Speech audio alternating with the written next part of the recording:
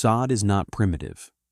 Sod is insulation that grows from the ground, walls that breathe and regulate temperature, construction material that costs nothing but labor, and that can create structures capable of withstanding conditions that would destroy wooden buildings.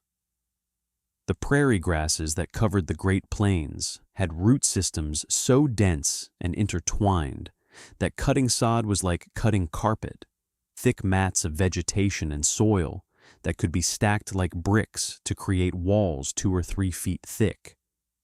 These walls maintain temperature the way no wooden wall could, staying cool in summer and warm in winter, holding heat from fires that would have fled through plank walls in minutes.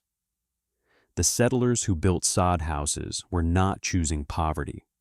They were choosing physics, using the materials the land provided to create shelter that worked with the environment rather than against it.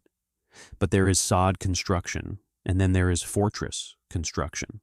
Most sod houses on the Nebraska prairie were modest structures, single rooms with walls perhaps 18 inches thick, roofs of poles and sod that leaked when it rained and sagged under snow.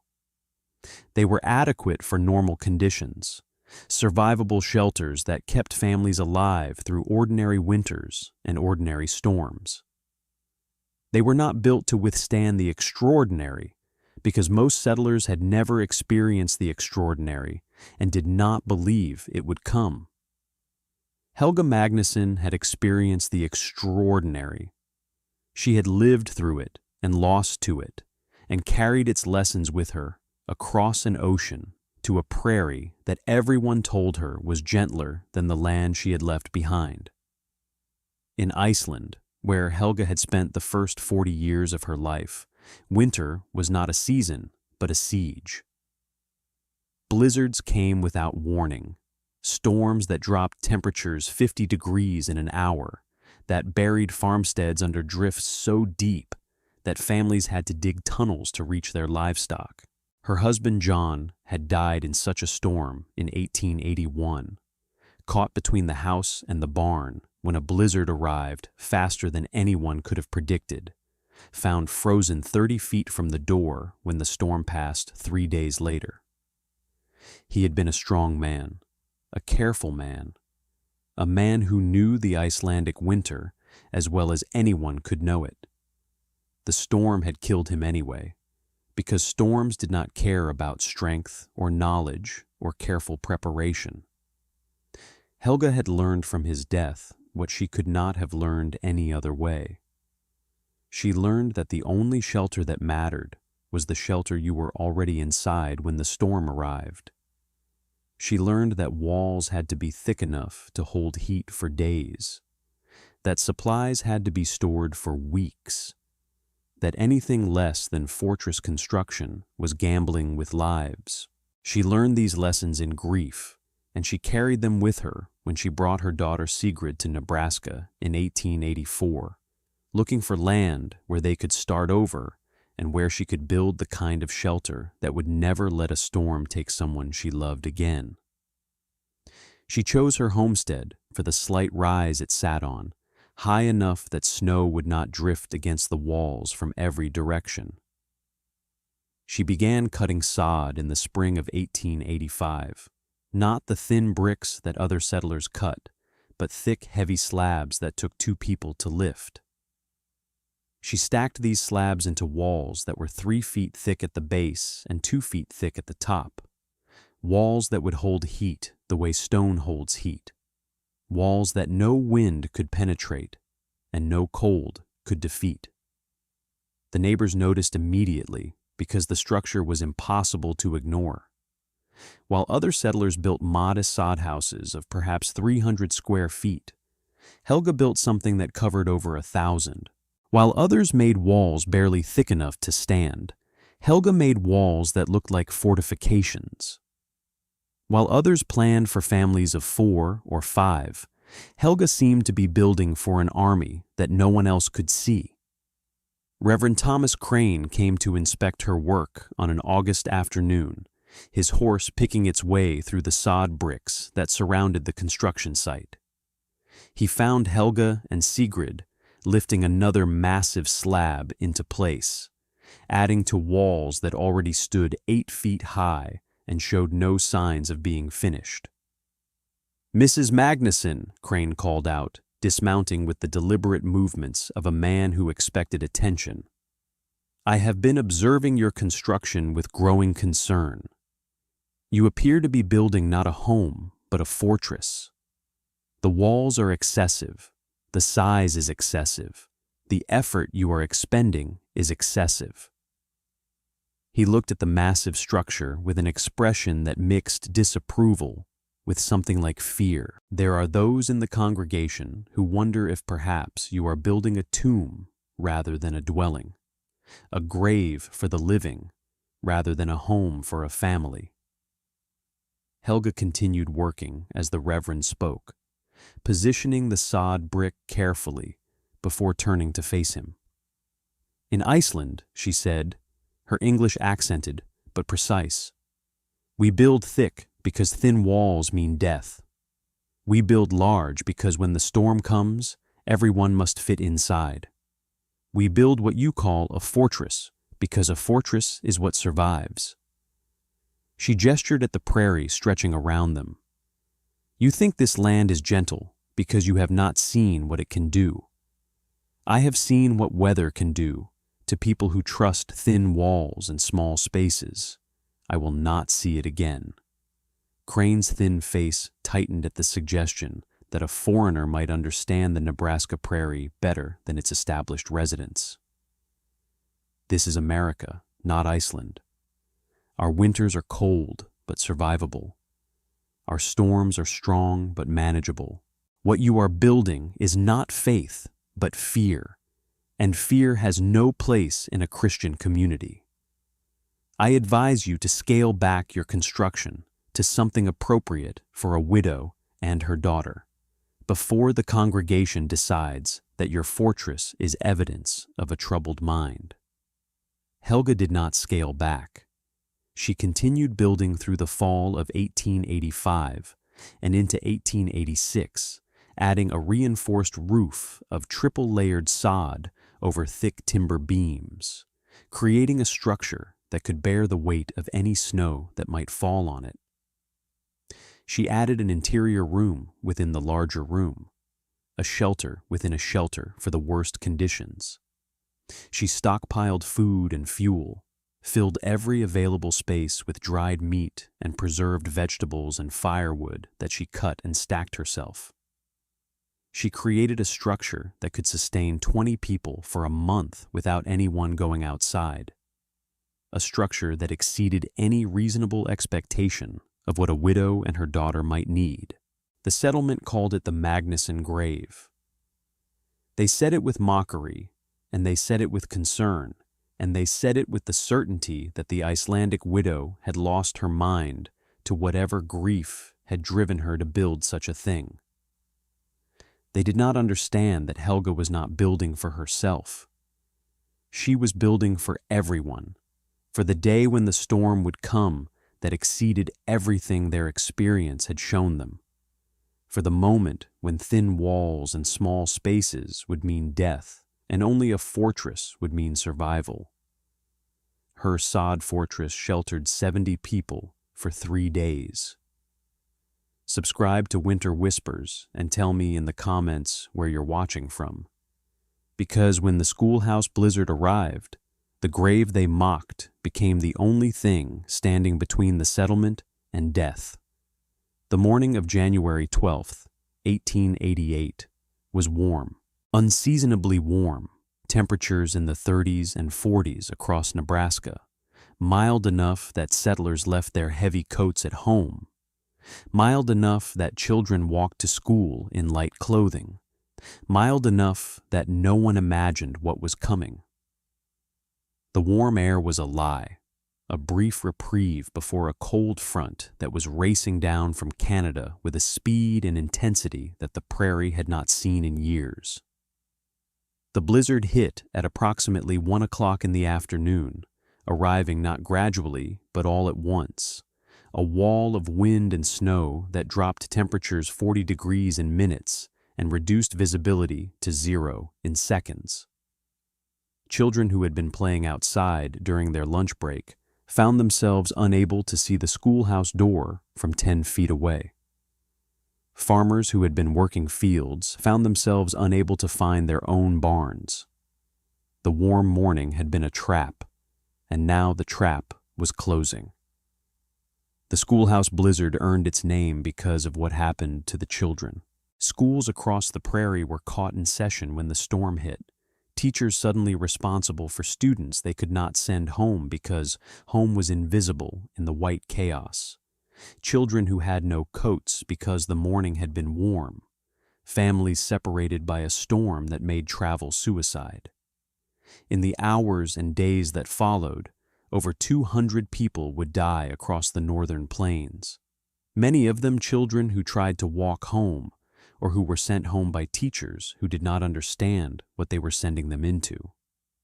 In the settlement where Helga lived, the schoolhouse held 17 children when the storm hit. The teacher, a young woman named Clara Morrison, who had been in Nebraska for only 3 months, looked out the window at the sudden darkness and realized that she had no idea what to do. The schoolhouse was a wooden structure with thin walls and a small stove that was already losing its battle against cold that was dropping by the minute. What off? The children were wearing spring clothing. The storm showed no signs of ending. She made the decision that would save their lives without fully understanding why it was the right decision. She had heard about the Magnuson grave, the massive sod house that sat on the slight rise half a mile from the schoolhouse. She had heard the mockery and the concern and the whispers about the Icelandic widow's troubled mind. But she had also noticed, on the walk she took past the property, that the sod house had walls 3 feet thick and a door that could seal against any wind. She had noticed that it looked like it could survive anything. She tied the children together with rope from the supply closet, 17 children connected in a line, so that none could be lost in the white chaos. She put herself at the front and the oldest student, a 14-year-old boy named Thomas, at the back. She opened the schoolhouse door into wind that nearly knocked her down and began walking toward where she believed the Magnuson place to be, navigating by memory and prayer and the desperate hope that she would find it before the cold killed them all. Helga saw them coming. She had been standing at her small window, watching the storm with the knowing eyes of someone who had seen this before, when she spotted movement in the white chaos. She could not identify what she was seeing at first, just dark shapes struggling through snow that was already knee-deep.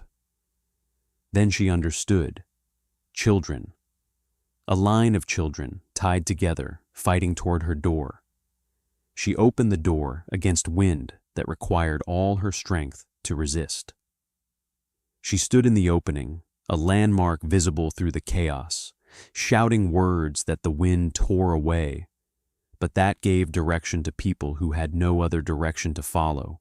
She watched them come, 17 children and 1 young teacher, stumbling the last 100 yards toward a door that meant the difference between life and death. They collapsed inside, frozen and exhausted, but alive. Helga and Sigrid closed the massive door against the storm and began the work of warming 17 children who had spent 20 minutes in conditions that should have killed them. They wrapped them in blankets, gave them warm drinks, positioned them near the fire that Helga had been maintaining since the storm began. They saved 17 lives before the first hour of the blizzard had passed. More came. The storm had caught people everywhere, farmers in fields and travelers on roads and families between their homes and their outbuildings. Word had spread somehow, perhaps through survivors who had glimpsed the sod house through breaks in the snow, perhaps through instinct that drove people toward the only structure visible on the white plain. They came in ones and twos and groups, stumbling through the door that Helga kept opening, despite the cold it let in, finding shelter in the fortress that everyone had mocked. By nightfall, there were 43 people inside the Magnuson sod house. By midnight, there were 57. By morning, when the storm had not relented and showed no signs of relenting, there were 70. 70 people in a space that Helga had built because she had seen what storms could do and had sworn that no storm would take anyone she could protect. The sod walls held the heat that wooden walls would have lost. The triple-layered roof held the weight of snow that would have collapsed normal structures. The supplies that Helga had stockpiled fed 70 people for 3 days while the storm raged outside.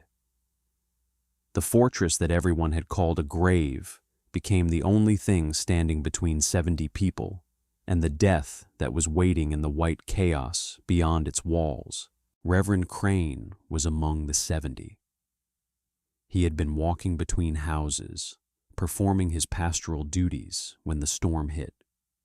He had stumbled through the white chaos for what felt like hours before finding the massive door of the structure he had called evidence of a troubled mind. He had collapsed inside, half frozen and fully humbled, into a space that was saving his life along with 69 others. He found Helga on the second day of the storm, working to keep the fire going, rationing the supplies to ensure they would last, organizing the 70 refugees into a community that could survive confinement together. He approached her with the hesitance of a man whose certainty had been stripped away by circumstances. "Mrs. Magnuson," Crane said. His voice was quiet, the voice of a student rather than an authority. "I called this place a grave. I told the congregation that you were building evidence of a troubled mind. I was certain that your fortress was excessive, that your preparations were inappropriate, that your fear was unfounded." He paused, looking around at the 70 people whose lives the fortress was saving. 70 people are alive because I was wrong. 70 people will walk out of this grave when the storm passes because you built what I told you not to build. Helga looked at the reverend who had mocked her construction and questioned her faith and warned the congregation about her troubled mind. She could have reminded him of every dismissive word, every concerned visit, every suggestion that she scale back her preparations to something appropriate. Instead, she simply nodded. "My husband died 30 feet from our door in Iceland," Helga said. "He was strong and careful and knew the winter as well as anyone. The storm killed him anyway, because he was not already inside when it arrived." She gestured at the 70 people crowded into her fortress. "I built this so that everyone would be inside when the storm arrived. I built this because I knew the storm would come, even if no one else believed me." She met Crane's eyes with the pale blue gaze that had seen death and had learned from it. "I did not build this for pride or for fear. I built it for exactly this moment, for 70 people who needed shelter and had nowhere else to go." The storm passed on the third day, the wind finally dying and the snow finally stopping, and the sun finally appearing over a landscape that was transformed by what had happened. The settlers emerged from the Magnuson sod house into a world of white, drifts 20 feet deep in places, structures buried, and livestock frozen, and a territory that was learning the cost of thin walls and small spaces. The death toll from the Schoolhouse blizzard would eventually reach over 200 across the northern plains. Children had frozen walking home from schools. Farmers had frozen between their houses and their barns. Entire families had frozen in wooden structures that could not hold heat against cold that exceeded anything their walls were built to withstand. The warm morning had become a killing afternoon, and the killing had not stopped for 3 days. In the settlement where Helga lived, not one person died. Every single person who reached the Magnuson sod house had survived.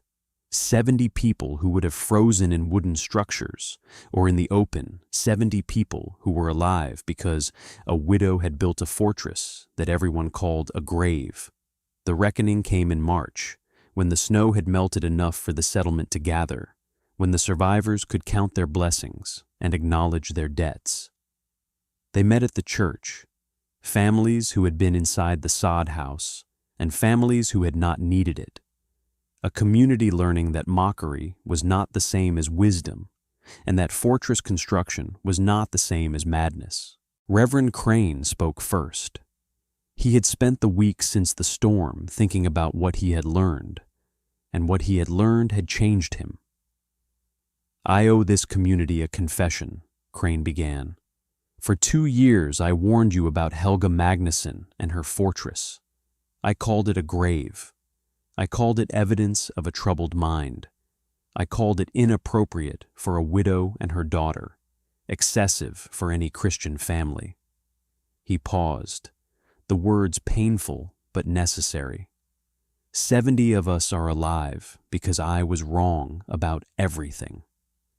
Helga built what she built because she understood what storms could do. She built for the extraordinary because she had experienced the extraordinary. She built a fortress because a fortress is what survives. He turned to face Helga directly.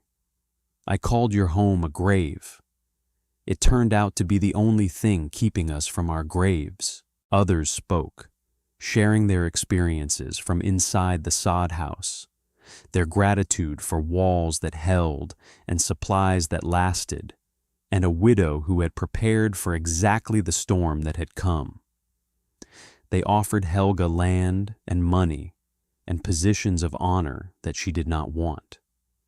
They offered everything they could think of to repay a debt measured in 70 lives. Helga spoke last.